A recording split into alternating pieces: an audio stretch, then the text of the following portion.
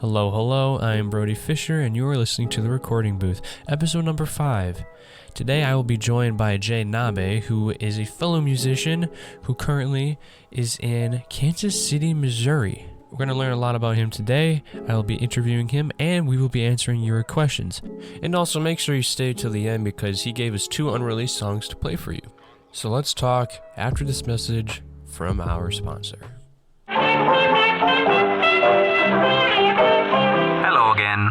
I don't want to take up too much of your time, but I promise to talk about our sponsor. Shop Vibrant Records, the most comfortable clothing to get you looking like a true fan. Go to shopvibrantrecords.com today.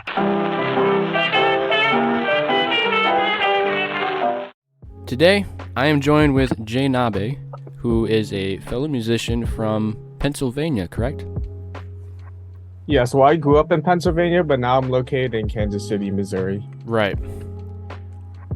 So, anyways, welcome to the show. Thanks for having me. Of course.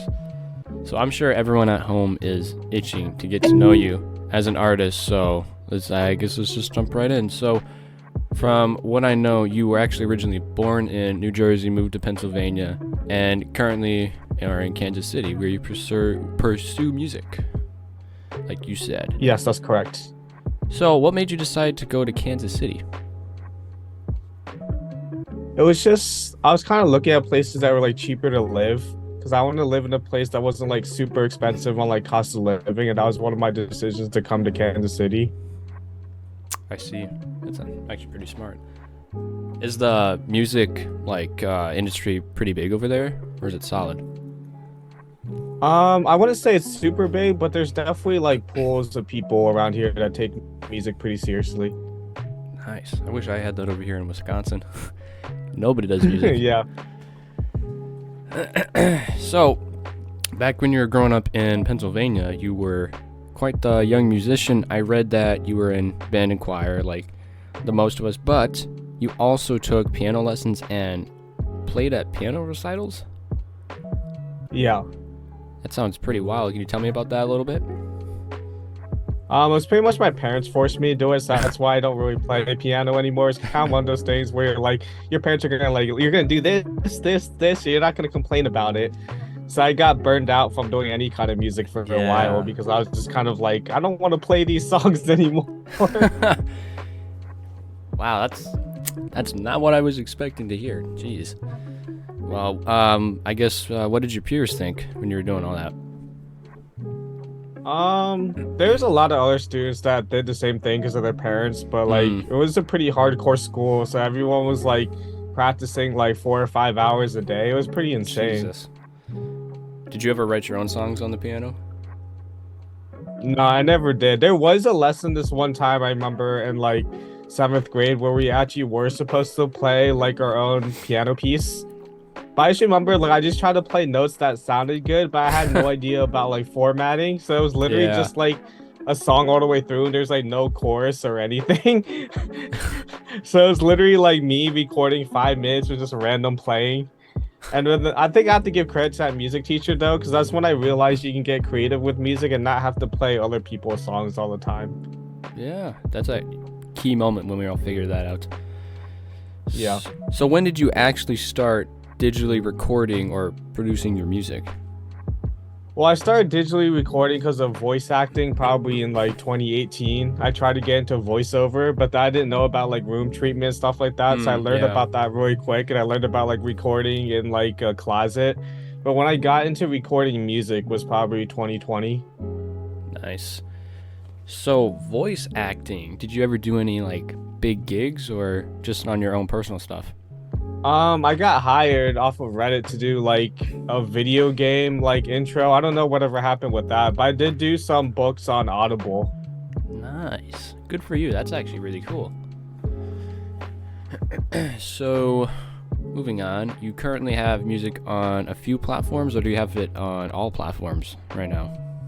Pretty much all platforms through like what's distributed through TuneCore. Gotcha. So all those are distributed. So I've been looking at your Spotify, and like you mentioned, you first started releasing back in 2020, but I don't see one EP or album. So when do you think you might work on your first album or longer project? My first album's coming out August 18th of this year. Really? Wow. Yeah. You got any like motivation behind it or story behind it, or what's your plan there? I got a girlfriend, so all the songs are about her pretty much. That's a good excuse, right? Yeah. Yep. Should be a nice piece. Yeah. And your music is primarily rap, from what I've heard, but Yeah, mostly rap, yeah. you have gone a more melodic way. For example, on your song Goddess, it has really nice vocals and a different sound than I've heard in your other music. So, were you just feeling like getting some melodic vocals down, or tired of Yeah, I've rapping? been getting to more melodics recently, like more pop and dancehall type music. So I've been going more the melodic route recently, but it kind of just depends on how I feel. Another song I'd like to bring up is More Than Friends, which gave me a garage band type of vibe. Is that Yeah, the for same sure. thing? Just trying to try Yeah. different stuff out? Yeah, for sure. And that was definitely, I didn't like the mix on that now that I listened back to it, but back when Yeah. I first did it, I thought it was good. I mean, yeah, the mix is shaky, but it's, you're just experimenting with different stuff. So Yeah, I for sure. think the creative route was actually really cool to listen to with that track. Speaking of that, can you tell us a little bit about your creative process or other sounds you've experimented with before? Sure. When I first started, it was a lot of writing, but I've been going the route of like punching in and recording lines now, so it kind of makes the workflow a lot smoother. I see. So what is your favorite genre to record? I'll probably say it's probably pop, even though I haven't been doing that much pop recently. Okay. I really want to keep asking you these questions about your genre. So like, what is one, because I ask myself this stuff all the time. So what is like the one genre that you struggle to do, but it's on your bucket list that you want to really knock out? That's a good question. Part of me kind of wants to say dancehall because my mentor is primarily dancehall, so he always likes to critique everything a lot harder when I try to do dancehall songs. See. So what about country? I haven't heard anything like that before. No, I don't think I have the twang to do country. Me neither. I mean, I would attempt it, but I don't think it would sound good. Yeah, nope. I cannot do country either. I mean, just I could make a fool of myself. yeah. Something you should try though, like along the pop route, is just doing an acoustic song. Not country, but just having a guitar and like singing to it. It's actually pretty fun. I don't know if you've done that before yet. No, I've never done that before. Definitely try it out. Okay. So I want to talk about your song Conquer Your Dreams, which currently sits at almost 115,000 streams. Christ, that's a lot. This song has a motivational message, and your rap cadences are actually really good. Did you know this song was going to catch some sort of a trend, or did you just nail the marketing? Well, pretty much it had GAWNE on it. So if you don't know who GAWNE is, he's like the big YouTube rapper. So I kind of knew having him on there was kind of going to get the song some traction. That's pretty much just how it got the streams, pretty much. So was that like a huge like boost in your music game and your social media because of that collab? Yeah, for sure. Yeah, because he's known as like a YouTube rapper, so he started rapping on YouTube and stuff. He's starting to get bigger outside of the YouTube scene now, but I just saw a post one day where he's like, hey, I'm doing features, like hit me up before I don't do anymore. So I just kind of reached out to him. He's like, sure, we can get something going. And then I had a beat made from the studio before, so I kind of just recorded that. And I was on the phone with my uncle and my grandma, and I came up with the hook in probably like 10 minutes. And I was like, oh, man, I have to record this. And then that beat was actually supposed to be a beat for another song, but then the artist that I sent it to didn't like that beat. Wow. Well, they missed their opportunity, I guess. Yeah. So you also sent me 2 unreleased songs that are releasing in the next few months. I assume they're on your album. Which Yeah, they're both on the album. I will play those at the end for everybody listening so they can hear what you're making, what your album's gonna somewhat sound like. But quickly tell me and everyone what these tracks are about and what do they entail. Okay, so the first song is Ramen featuring Johnny Bad Luck. It's pretty much a song about like making love and eating ramen and like getting a girl because like you went to a ramen shop and she was there, then you realized you were gonna lose your chance because she was leaving the table, so you had to ask her out before she leaves. So it talks about like how ramen gave him a chance to gave us a chance to get a girlfriend essentially. Beautiful storytelling.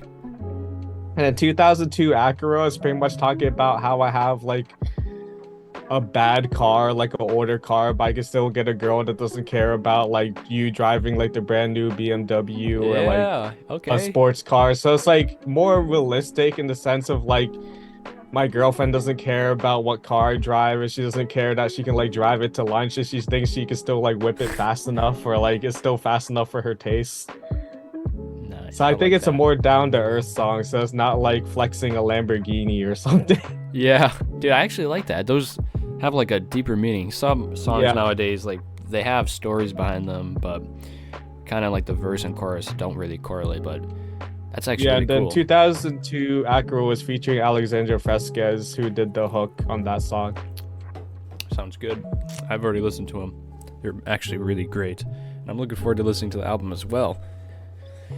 Do you have a lot of features on the album, or just a couple?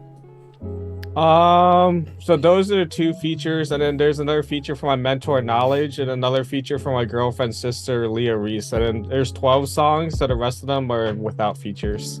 Okay. Are you gonna do like a deluxe or any type of extended edition to your album? I'm not sure at this point, but I think I'm gonna do some remixes, like different beats, and maybe I'll try an acoustic one. That we were talking about it. There you go. So, this mentor, tell me about him, if you're okay with that. Yeah, he goes by Nawlage, and he's known in the Lawrence area, so like outside of Boston, Massachusetts, for creating 978 Dance Hall.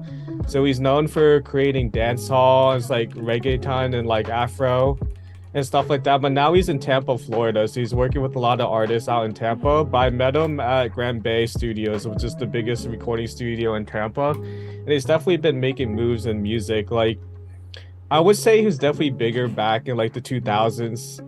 I like kind of like, you know, the song Replay by Yaz. I feel like he kind of sounds like him. Okay. Then he did a song with Rick Ross and French Montana back in the day, and he did a music video with French Montana, so he definitely like had connections. Yeah. And then this is the craziest story. You're gonna like this story. He did a music video with Cardi B when she was just a video girl before she was even an artist. No shots. So he had Cardi B when she was like a teenager, essentially. So that was crazy to me. Were you there like the whole time, or do you just know this stuff? Oh no, I wasn't there. It was just, it's on YouTube. There's like a video leak about her being a video girl, but he tells me the stories all the time because I talk to him like every day. So sometimes we talk about his history and stuff. But the craziest thing to me is he's like, I hate all these songs, and he's like, you see that music video, this person messed up and this person messed up, and you don't notice any of these things till you watch it back. Yeah. Have you made your own music videos? I have one coming out for the album for one of the Nice. songs. Do you like making videos? I've made a couple, and I think they're fun. Well, this is the first one I ever did, so I'm like, it seems fun, but they're definitely costly. Do you have other people film them? Yeah.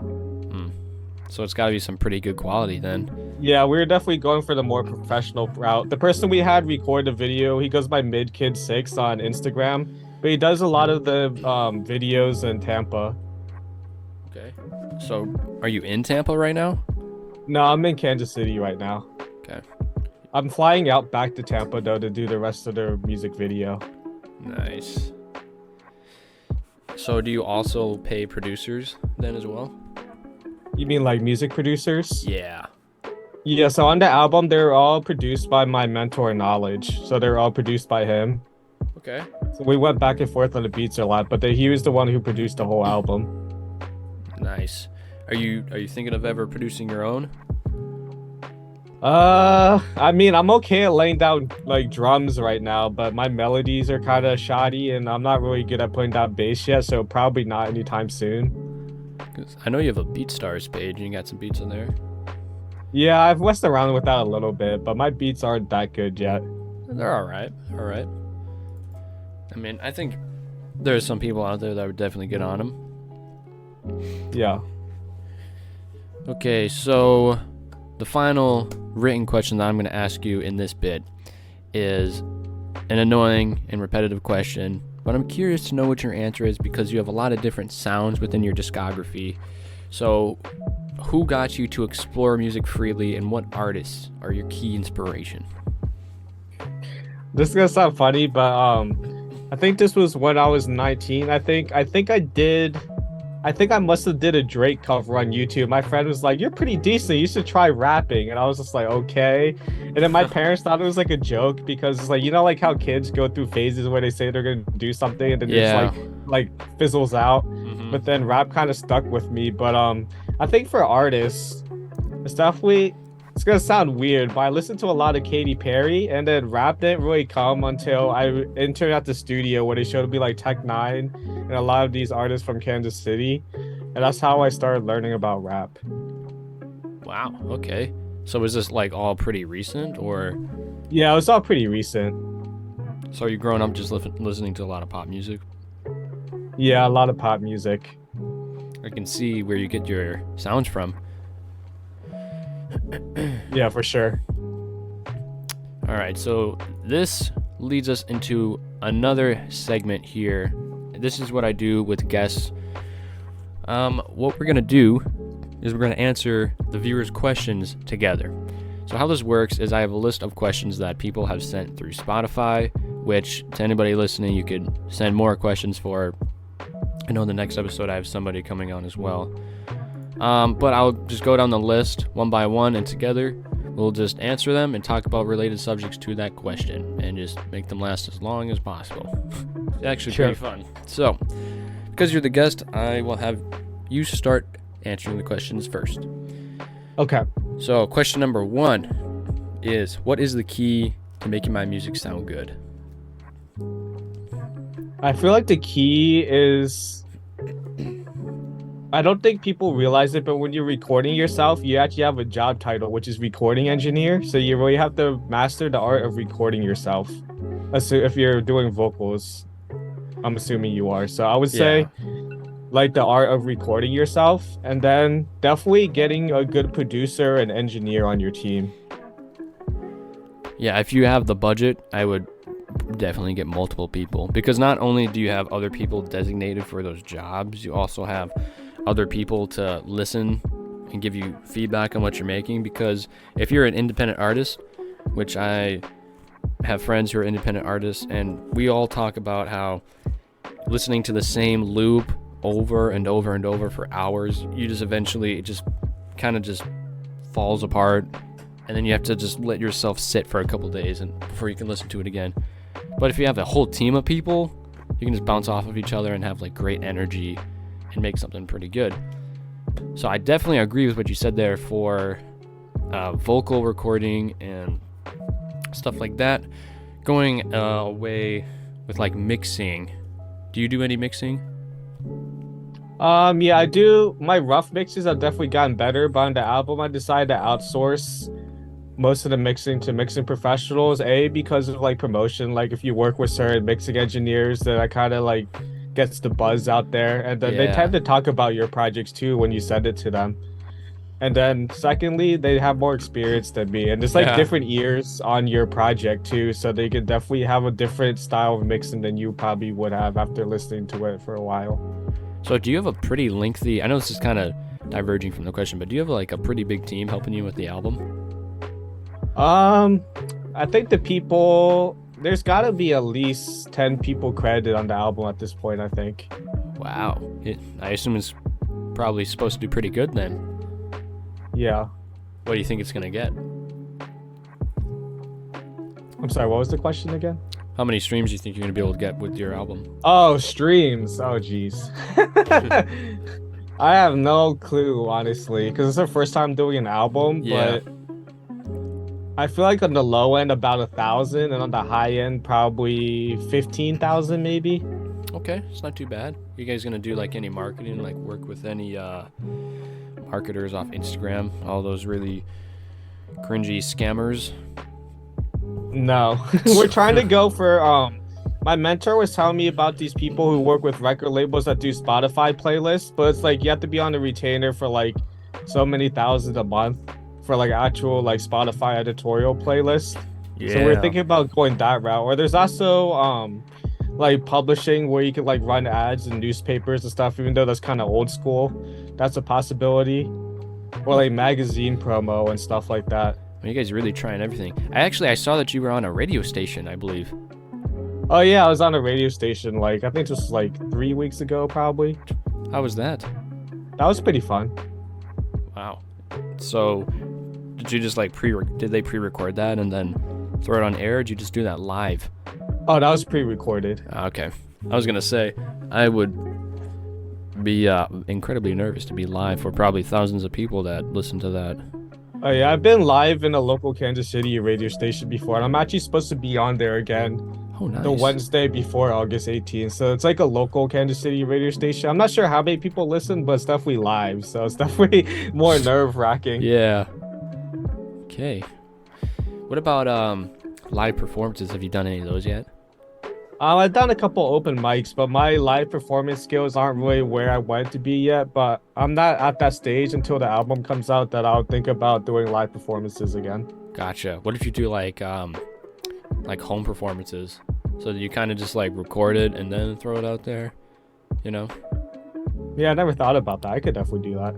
It's I have yet to do it as well, but I've been messing around with it a little bit, and it's definitely so much nicer than having a ton of people watching you actively as you could possibly, you know, mess up or something like that. I mean, you could probably reach a wider audience that way too, because it's gonna be on the internet, right? Yeah.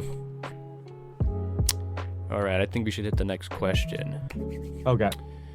Okay. I am a young kid who wants to rap, but I don't know what to rap about. What should I rap about? I guess you can always rap about school. Yeah. I don't know. You could talk about if you got good grades, bad grades. I don't know. There's got to be some drama at your school. Like, I got bullied today or something. I don't know. There's always something out there to rap about. Crushes and academics. I would think, yeah. I would say, like, pay attention to the details and think about your daily life and your surroundings. And don't be afraid to exaggerate the story a little bit. Oh, yeah. It doesn't always have to be 100% true. Yeah, it's rap. It's either lyrical or it's fake. So. Yeah. Yeah. But it's like my mentor said, always pay attention to the details. So that would be what I would say for that, is pay attention to the details and see what kind of stories you can get out. Or if you don't have anything you can talk about for your life, just like rap about what you want, or just rap about stories of other people, or just make up your own stories. Yeah, for sure.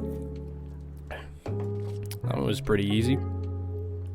Actually, what is your opinion on, I don't know what the software is called, but it's like it generates lyrics for you. What do you think about that?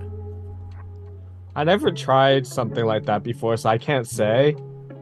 Yeah. But what I can say is I definitely use RhymeZone, like the website that like comes up with rhymes for you. That definitely helps sometimes to like get your brain going. Yeah. No, actually. Yeah. No, you go. I was gonna say, in terms of like generated lyrics, I never tried it, but I definitely heard of people using like AI and stuff now to try to generate lyrics.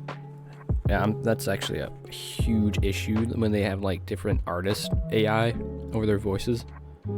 I mean, it's fun, but when you start trying to actually release it as your own music, then, you know, it's kind of, I think it's kind of crummy to do something like that. But actually, I want to talk about RhymeZone real quick.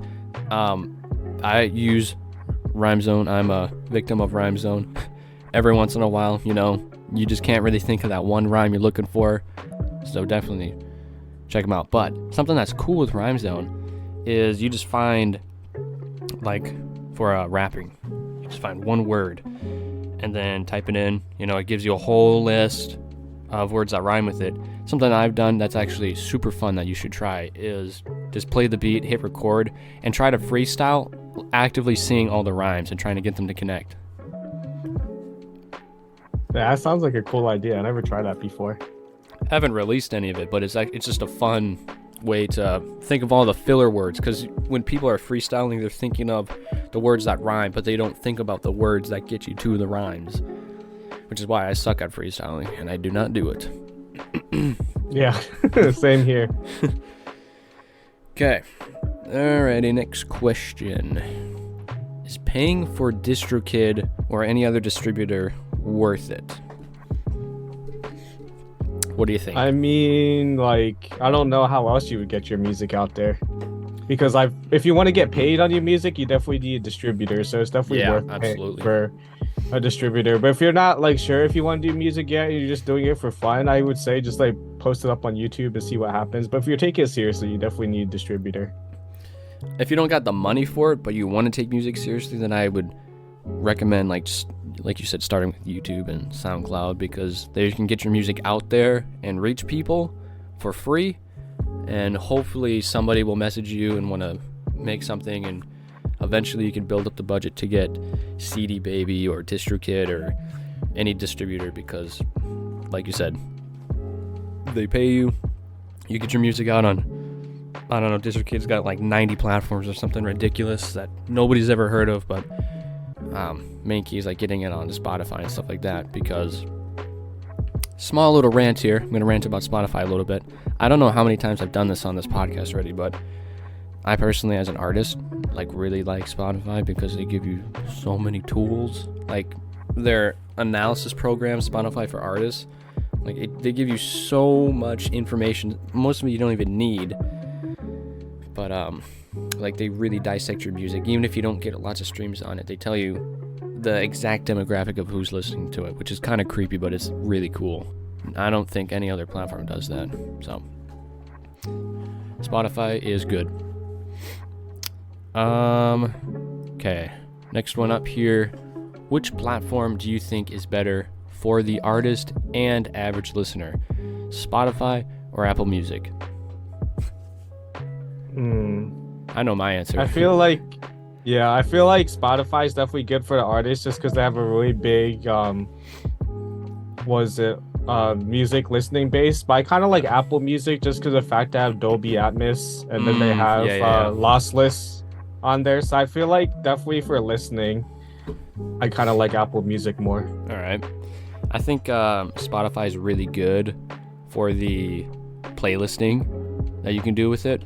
They have a ton of like generated playlists that you can get your music in. And actually with DistroKid, I don't know if your distributor has it, but it's got something called Spin the Wheel, and you spin it and it gives you a number, and that number is your place on that DistroKid playlist. So for example, I have a rap song that's coming out. Let's just say I have one coming out tomorrow, and it comes out. I'm like, okay, I need to get some views. Don't want to spend a dime yet.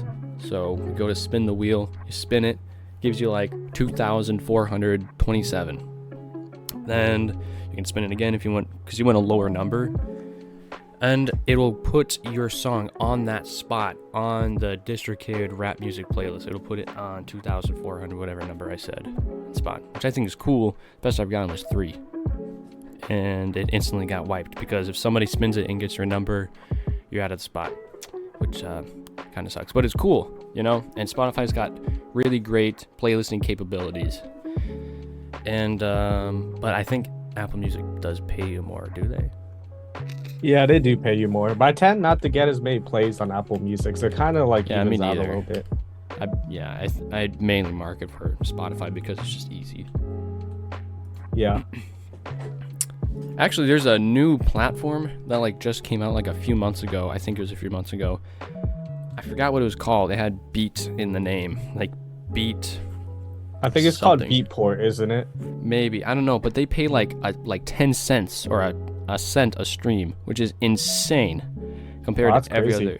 Because like Spotify is like 0.0034 random numbers per stream, which is like, oh, kind of sucks, but it is what it is. Yeah. But 10 cents a stream, that's a lot. Yeah, that's a lot. Okay. Next one. Yeah, so we gave you 2 different answers there. So I guess just do research and figure out which one you think is better. What are your worst and best experiences with music, whether that's listening, creating, or even filming the video? I definitely think my worst experience was when I was first starting out, because I had the screaming syndrome where you think the microphone's not going to pick you up, so you scream really loud. Yeah. So I had that. But I think my best experience was definitely recording the music video in Tampa because the videographer is just super professional and we just had everything planned out and it was just a really cool experience overall. Honestly, my answer is for the best experiences also definitely the music video. I don't know. I know my biggest music video I shot with my brother, my older brother, and it was like a day or a few after our parents' wedding or something like that. We're step siblings. Don't need to know all that. But it was a really nice summer day in June, and we're like, this song came out the day school got out, so everybody was like listening to it, and it was a good bop. And we're like, we should shoot a music video for it. And he has some ridiculous camera that he got from his grandma or something, I don't know. But we went down to the lake because we live in the middle of nowhere, but we have a lake right like a mile to the right or something like that. We went down there, shot a video. It was just beautiful out. We did a bunch of cool shots, and I think something that's really cool, I don't know, because you have experience with other people like that are like professionals at this. We don't have really any professionally labeled people, but I don't know if you do this. We kind of just like improv every shot.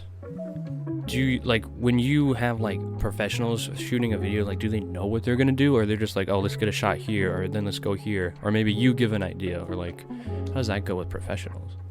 Pretty much we had some ideas and they're either like, yeah, that's gonna look good or that's not gonna look good. They're like, stand here, we're gonna get this angle and then we're gonna go across this way and then we're gonna do this shot. So they pretty much already know what they're gonna do based on like the vibe of the song and based on like what their image is for the video. So it was kind of cool that way because he was just like, do this, do this, do this, and then all of a sudden it looks cool.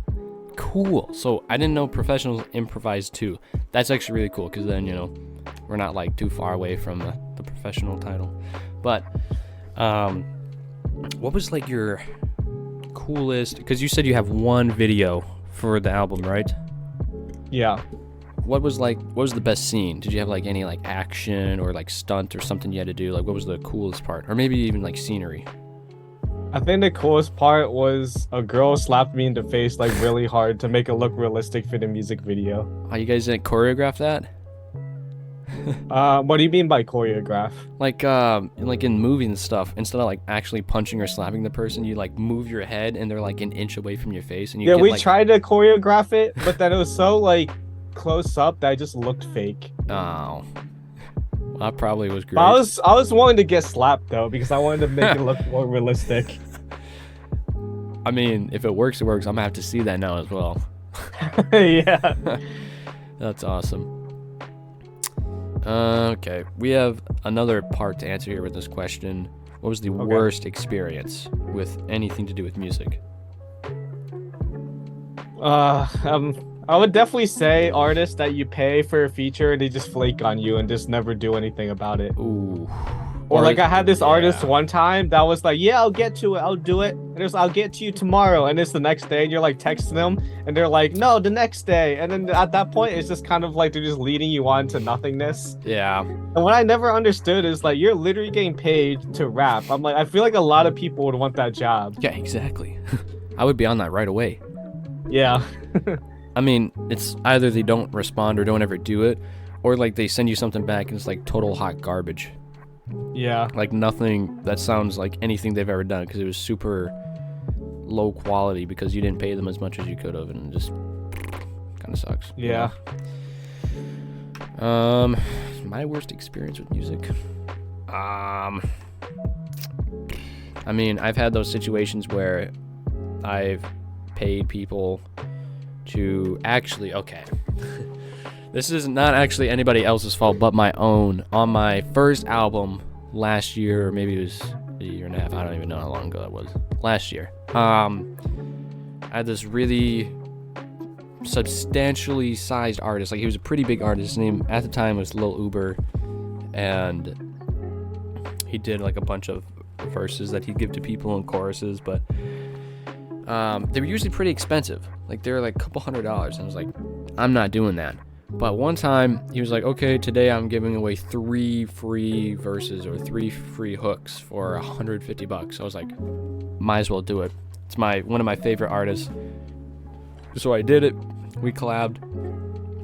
and I had him do the hook because I was incredibly small. I'm still a small artist, but I was like, the hook is the most important part of the song, arguably, because it's the part you always hear over and over. So I want him to do it so people will hear that.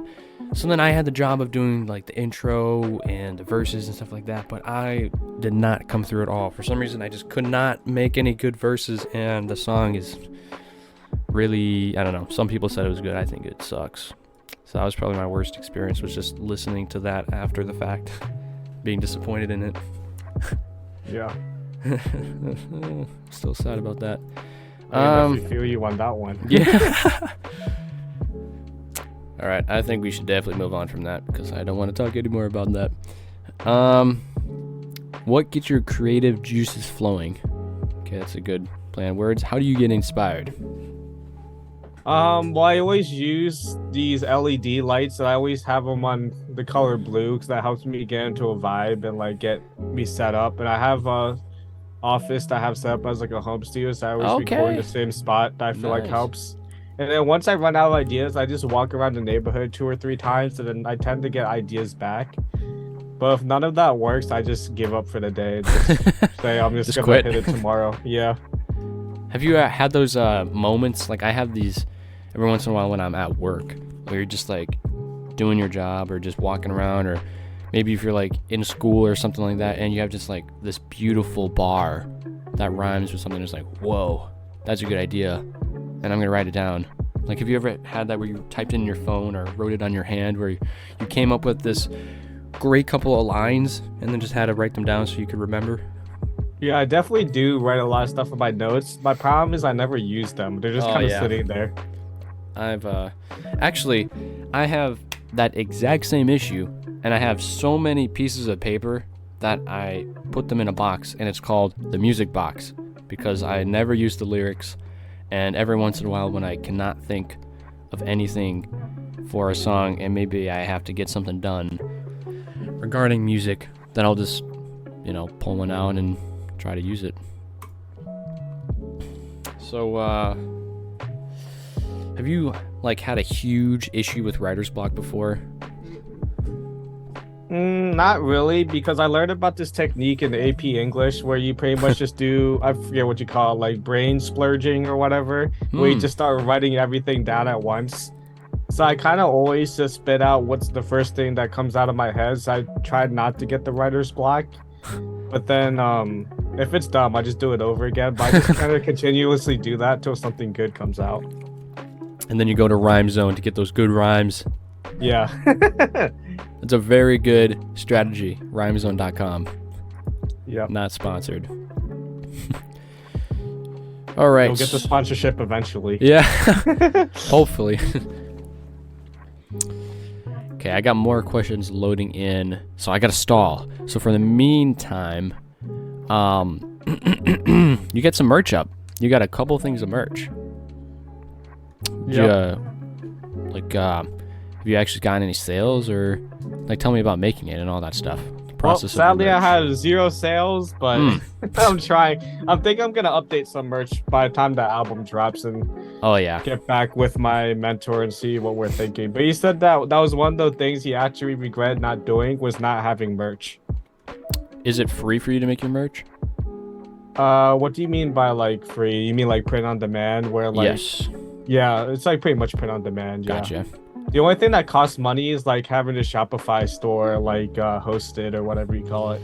Yeah, that's why my label uses TeeSpring, which is free. You sign up. You have to pay for a domain, but you have to pay for a domain on everything. Oh, what in the world? What?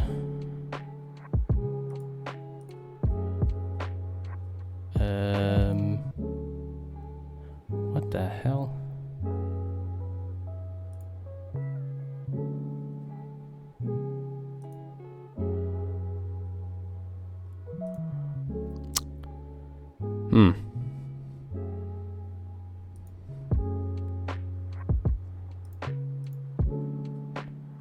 Hello? Oh, it kicked me out. Yeah, I hit 40 minutes, but luckily I was screen recording, so we're good. Okay. Anyways, what were we talking about?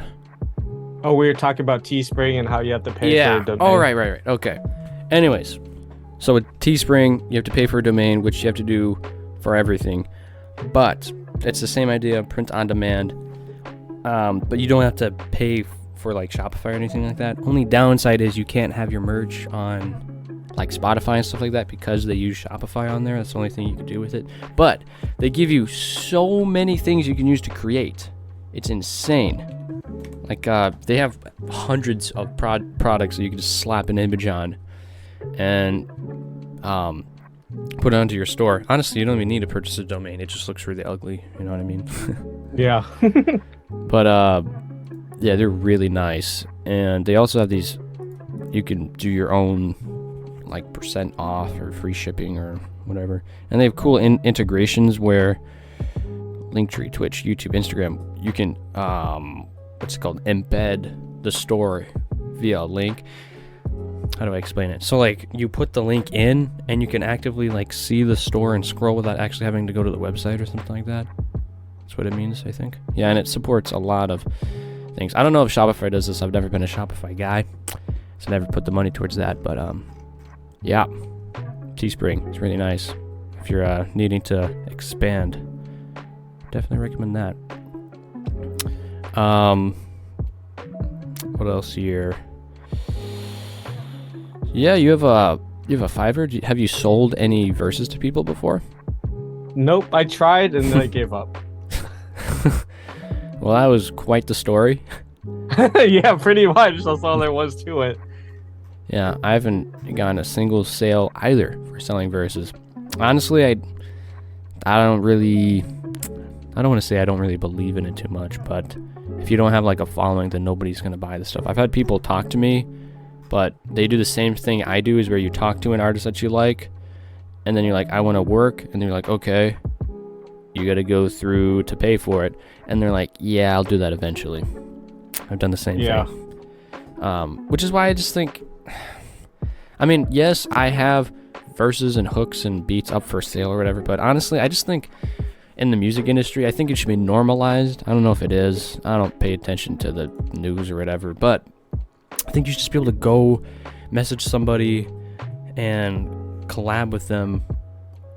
I mean, not necessarily for free, but if they're not like industrial, like they have a huge record deal level, and if they're just some independent artist with a couple 10,000 streams or whatever on a song, just collab for free with them. You don't have to pay. I mean, if it's like, I don't know, Juicewrld's features are like $300,000 or something like that, absolutely insane. Yeah, I think that's a minor issue. I feel like an interesting to think about is if you bought a Juicewrld feature, if you theoretically had $300,000, would you even get any return on that? I feel like you wouldn't. I don't know. Like, you mean like profit? Yeah. I'm not sure. I don't think anybody has really been out of their mind to like actually buy a Juicewrld feature. I know, I don't, what's her name? It was the song Hate Me by Ellie Goulding. She's a pretty big artist. Back when he was still walking on the planet, his verses were only $200,000, and she actually paid for a $200,000 verse. How much? That's crazy. I know. That's insane. How much did she make though? I'm actually kind of curious. Like, was that like platinum or something? You can stall for me while I'm looking for this, by the way. Okay. Man, imagine paying $200,000. Yeah, that is ridiculous. That's crazy. That would be, if I had $200,000 to like budget for an album, that would be insane. I know. I mean, I wouldn't spend it on one verse. Feature? Yeah. Oh my gosh, that's crazy. Good Man, God. talking about living your life only once. Yeah. Well, on Spotify, we got 642, just about 643 million streams. So let me just quickly, 643 123 times 0.004. Yikes. Okay. It's about $257,200, but Spotify keeps 30%, so maybe she barely made a couple of thousand in profit. Maybe not. Wow. I don't know if it's worth it. See, my dream collab is definitely with Juicewrld, but unfortunately it'd be a posthumous feature, and because of that it would be lots of money that it would cost. Yeah. So even though he's got like 4,000 unreleased songs or something. Wow, that's a lot. Absolutely insane. Like, he literally woke up, rolled out of bed, and just recorded a song, and then went on with his day. The guy was insane. Yeah. I don't know if he's overrated or overlooked, because like his freestyling capability as well, ridiculous. Have you seen any of his freestyles? I've seen some videos. I was like, what the heck, man? Exactly. It's like crazy to watch.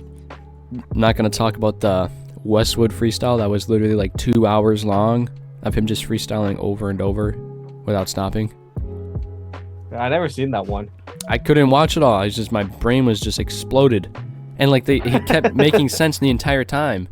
A couple of times he had to like mumble off for like one line, but I mean it was 2 hours of freestyling.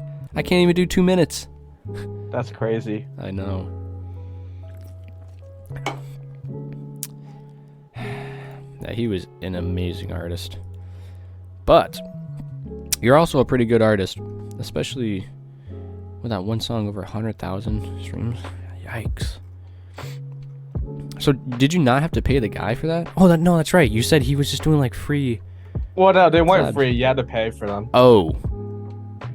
Are you at leisure to say how much? I'd rather not say. Okay, that's fine. That is all good. So, are any of your songs that's out right now going to be on your album? Because I know you got a lot that dropped in this year. I mean, I released Dance Tonight before, but we redid it, so it sounds a lot better now, so that's going to be on the album. Okay. Did you take it down, or is it still up? No, it's still up. So pretty much everything's going to be new on the album. Nice. Okay. I like doing that same thing. Maybe dropping 1 or 2 songs that are off. Like if it's a bigger album, like mine's 19 songs, I think. Yeah. Like dropping 1 or 2 before, kind of gets them to feel. I think, yeah, you're doing that too, right? You got those 2 songs that you sent me. Are they coming out before? You said one was. Well, I know Ramen's coming out May 26th, and I'm Right. not sure about the date for 2002 Acura. It may release before the album, or it just might be released with the album. I'm not sure at this point. Yep, I agree. I think it's really good to pick like some good heavy hitters that you think are really good off your album. Releasing them before gives people a nice taste of what you've been up to and what's going to be on your album. It's just gets them ready, Yep. You got a lot of singles, man. 3 years of singles. Gosh, my first year I had to get out an album, which maybe was not the best idea, but I like, honestly, people like you, like what you do here, like I really respect how you can just constantly just make single and not like connect them into a project. For some reason I have to connect them, and it's really annoying. But you got a lot of stuff. What about like your album art? What's your process with making your album art? Oh, my girlfriend's in charge of the album art process, so we made one, but it's pretty interesting. It's pretty like not what you would expect, which was kind of what I was going for. Your year of 2022 all has some pretty similar looking album arts. They're nice and simple. I did all those myself on Canva, so it wasn't really like professionally made or anything. Yeah. I just didn't feel like paying for graphic designs at that point. I mean, Canva's really all you need. Yeah. Canva's great. Not too many features either. What? Okay. Sorry, I just saw something. Actually, maybe I'm wrong. Every other song here seems to have a single, or not a single, featured artist. Maybe not. I don't know what I'm looking at. Do you work with artists a lot? Yeah, I do a little bit. I mean, I definitely haven't been as much recently, just because it's kind of like I've been trying to focus more on my own sound. Yeah. I'm Okay. definitely gonna go back on the working with artists grind a little bit. I've been off that, honestly.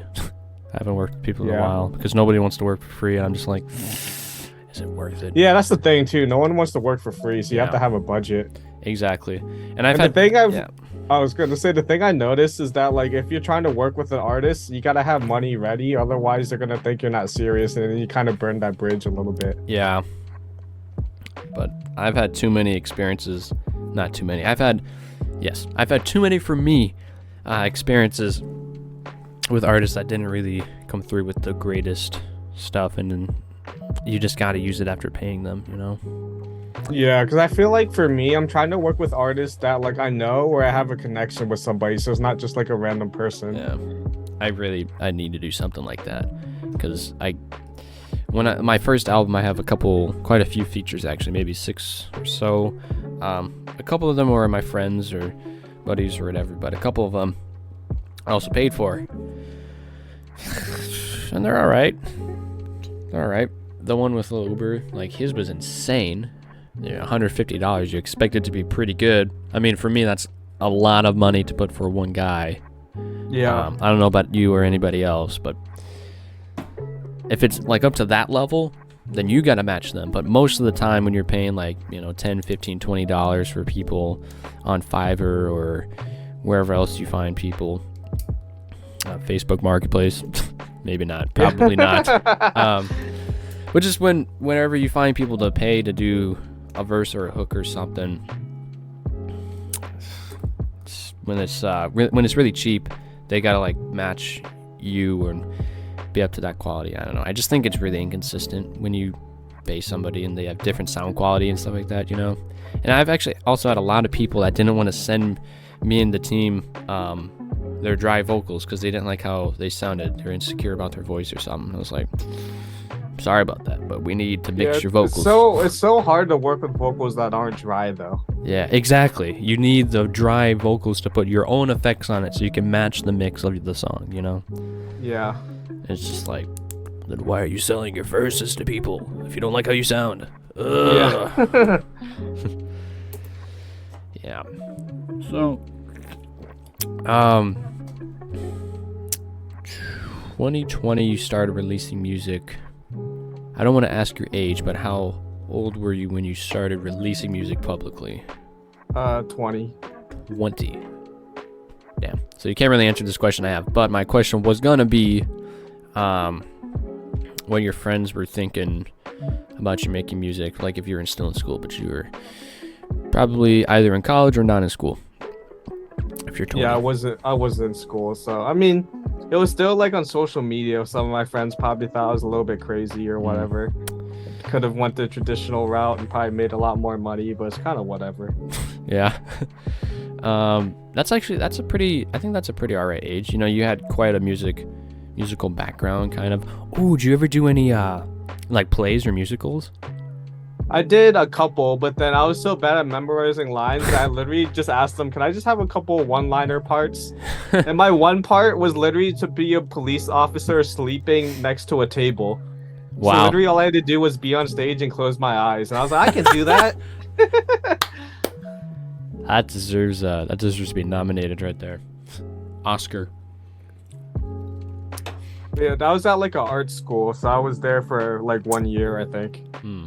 Is this college or is this high school? Oh, this was high school. Ah. Yikes. Yeah. Me living in Wisconsin, we don't really have anything here, especially where I live.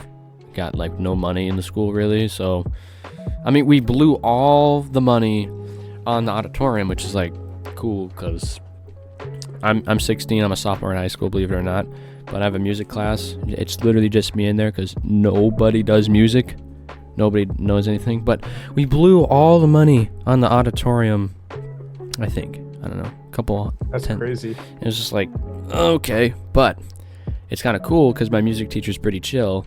And like I gave him one of my CDs, and like we're kind of chill and we work with music together. But only issue with this class is I literally know everything already, so I don't learn anything in this class, which is a win and a loss, but mostly a win because we just walk down to the auditorium He lets me use the $13,000 soundboard or whatever that the school had to use for some reason. It's got like 150 tracks or something. Like, you only use like 2 of them, but anyways, they got like pretty okay equipment in there, so I just like mix my music through there every once in a while, and it's actually pretty cool.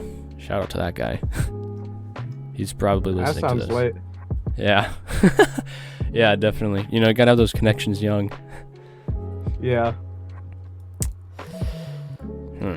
But yeah, my original question, I guess, was gonna be, like I said, what did your peers think? Because when I first started doing music, I didn't do like Spotify, I didn't have a podcast, I didn't have anything. It was just like YouTube, how to make beat type thing I looked up.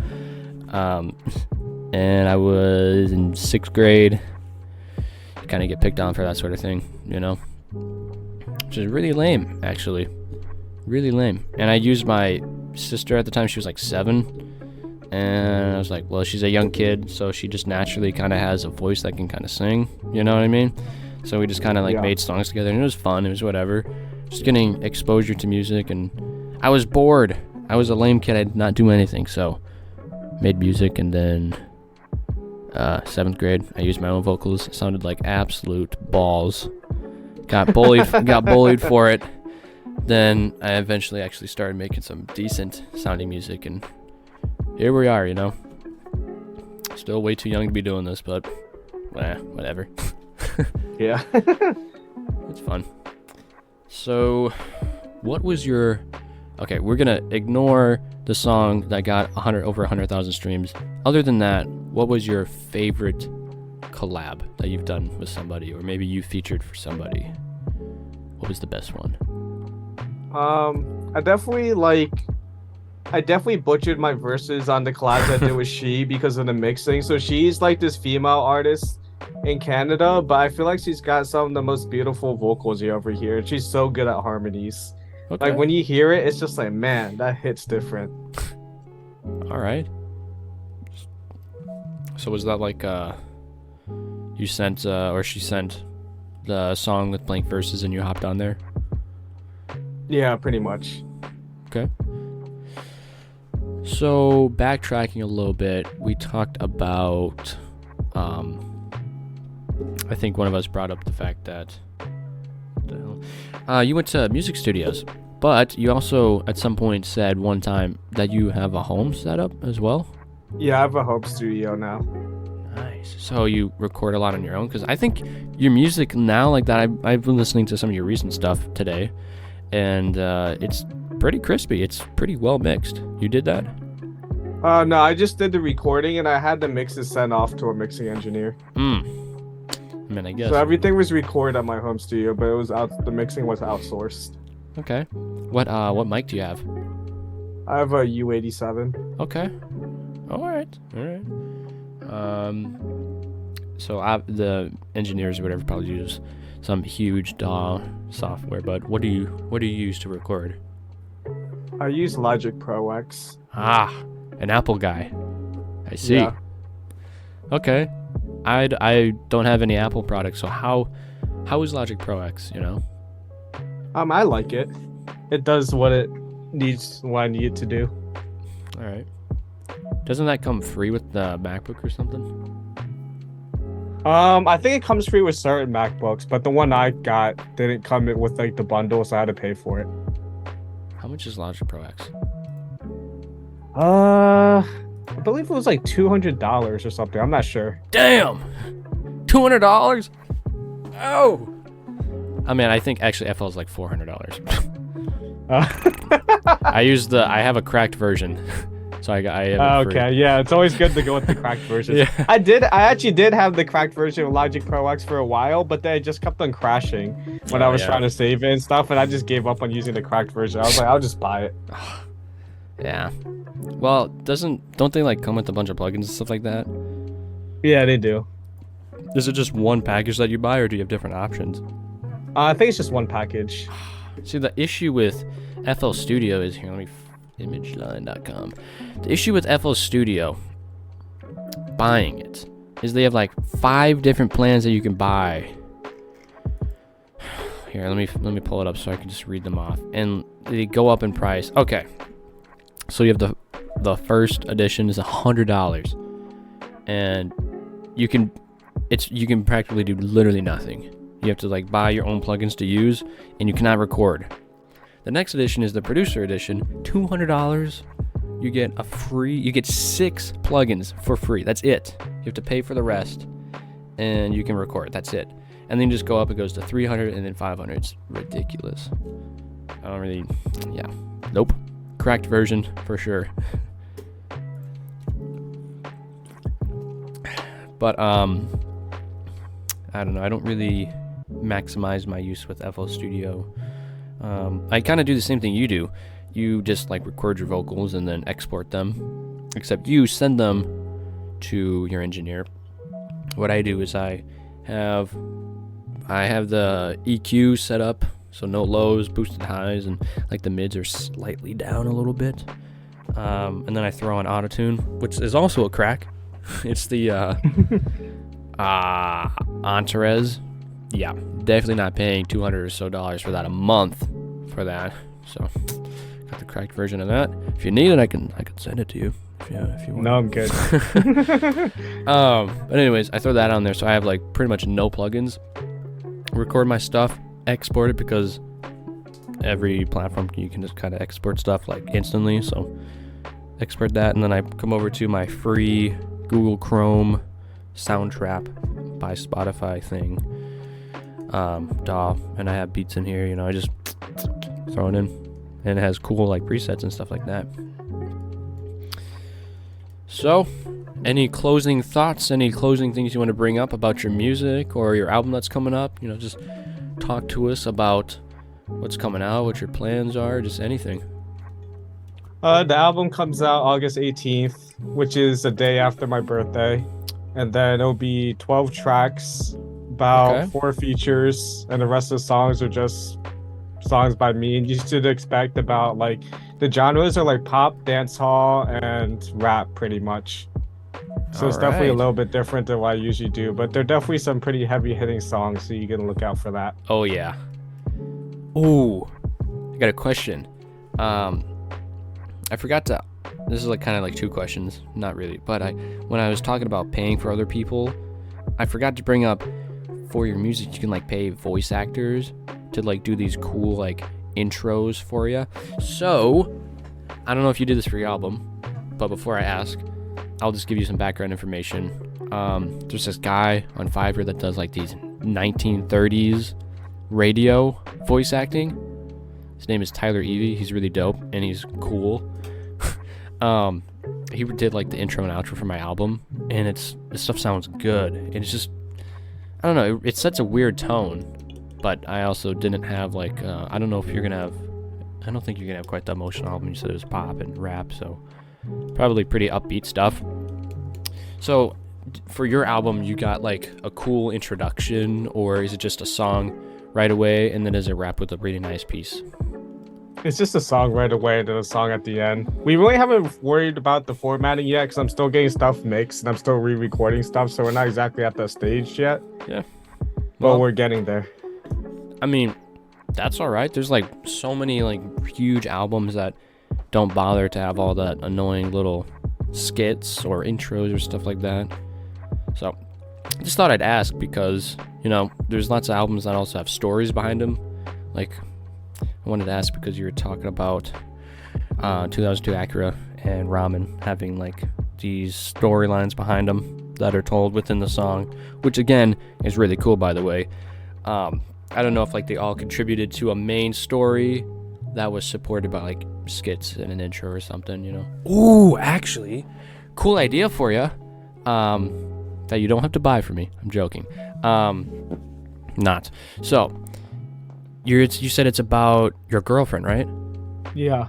Like, and she like helps you out with your music and stuff like that. Why don't you have like, or it might be too late now, but for future reference, you could have like skits in there about like where you're calling her or something, or you like, maybe you have like, okay, you know, I'm just gonna pitch this whole idea to you. So, your second album, all right? It's gonna be same topics, just relating to you and your girl, right?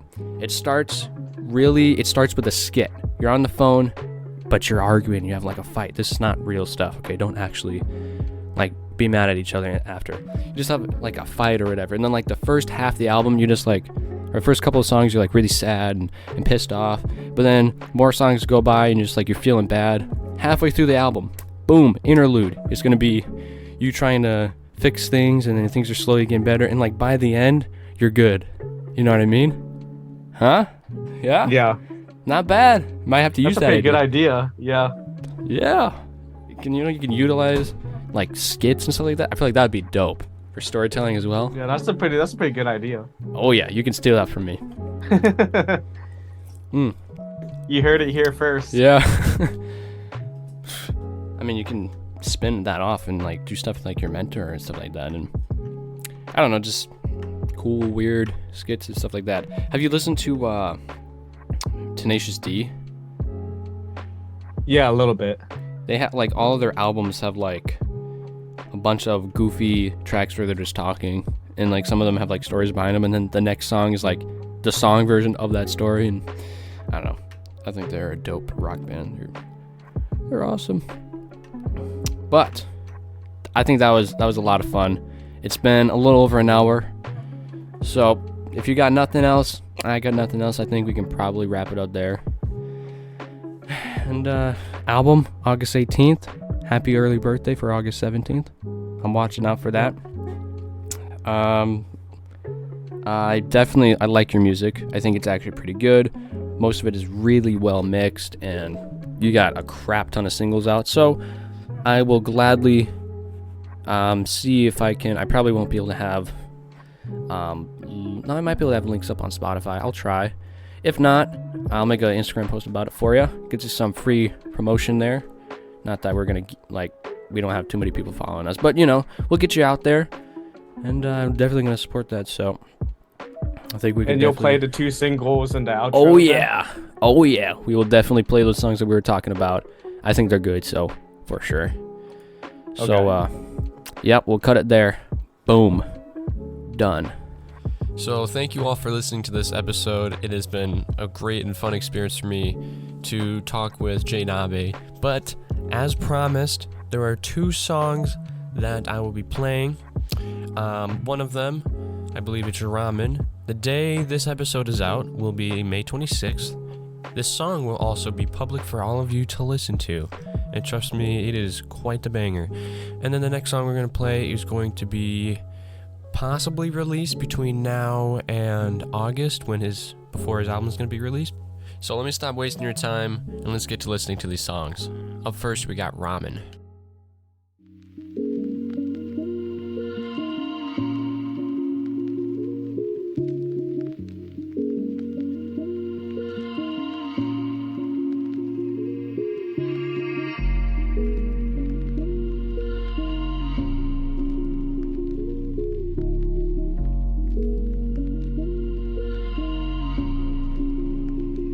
My dad is Japanese, my mom is Vietnamese. Girl, you're exactly what I need, so make a baby with me. We made love and ate ramen. We made love and ate ramen. We made love and ate ramen. We made love and ate ramen. And her heart is warm like ramen, but she's spicy like some kimchi. Mama came from Manila, born out in the Philippines. Worked 2 jobs so her daughter could get her own degree. Instilled the ethic of hard work to achieve a dream. I was downtown Naruto, she was eating tonkatsu noodles, sitting by herself. She had to leave, I gotta make a move, bro. And will you hold me tight like some chopsticks? Or are we too in love with being toxic? My mom is Vietnamese. Girl, you're exactly what I need, so make a baby with me. We made love and ate ramen. We made love and ate ramen. We made love and ate ramen. We made love and ate ramen. Yeah, I swear you're amazing. I'm not being racist, girl. My heart's pacing, trying to be patient, girl. Beating a beast, I'm the alien. Beautiful girl, Scandinavian. We can make some Scandinavians. I'm just playing, babe. I ain't playing, babe. I'm just saying, be a beautiful mix. My daddy's Japanese. Ăn mì gói thì được, chứ có em bé là không có được, nghe chưa? My dad is Japanese. My mom is Vietnamese. Girl, you're exactly what I need. So make a baby with me. We made love and ate ramen. We made love and ate ramen. We made love and ate ramen. We made love and ate ramen, yeah.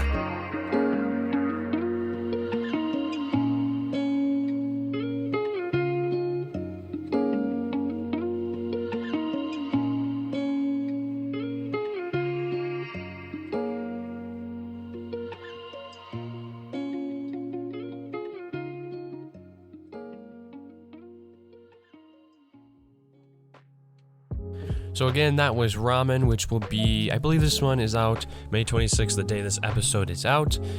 And it's got good rap cadences, lyrics, and a very melodic chorus. I think it was actually pretty catchy.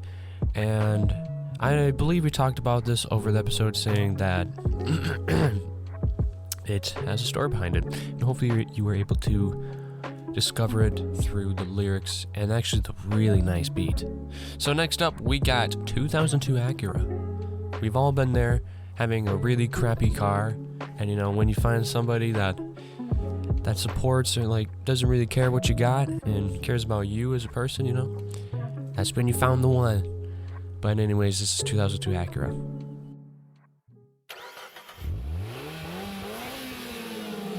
You know it's love when I can pull up in an Acura. I can take you to lunch, me and you in my Acura. It's a 2002, and you still whip it like it's fast enough. Baby, you're perfect, and you never really ask for much, while the other girls act up. I always think about the nights we drive around, not going nowhere. Just wanna ride around with you in that Acura. Don't have to buy me diamonds, don't have to give me Cartier. You know I'm always down, and with you. I pull up in a scene, in a gold RL, like it's 2003. We're in 2023, it's a 2002. And you don't judge, you want me for you. I know I'm cheap, but I'm sweet.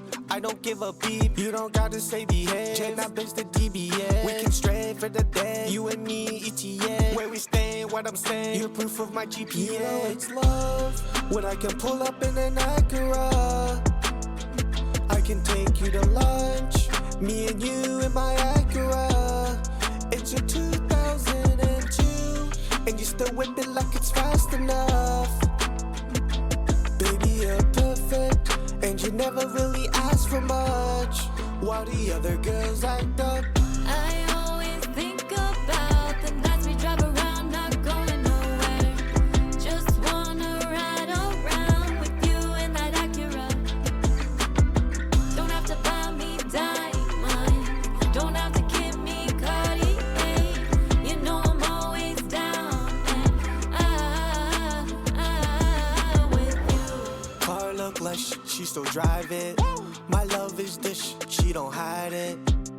I know the feel, love is real, and it's not hard to translate your love like my mother's skills.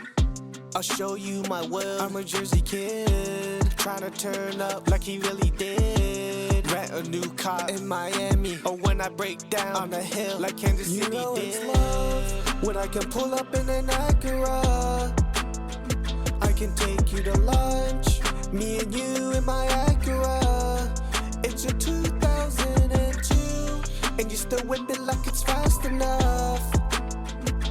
Baby, you're perfect, and you never really ask for much, while the other girls act up.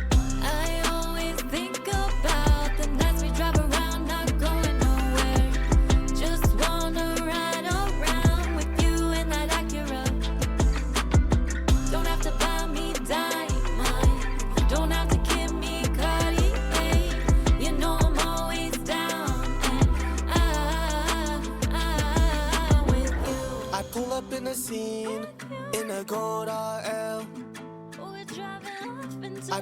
in the scene in a gold RL.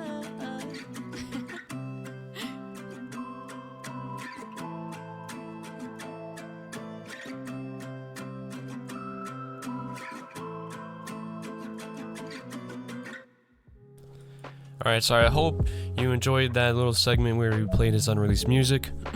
I sure did. It's pretty good. Pretty good tunes. Just like his entire discography on Spotify, which I do have a link to his Spotify, so hopefully you can find that on our social media or in the description of this episode on Spotify. So that is all I got for you in this episode of The Recording Booth. Hope you enjoyed. Let us know what you thought of today's episode. You can give us some more questions down below for like future artists when they're on, and check out his music. But with that being said, we'll step into the recording booth with you next week. See ya.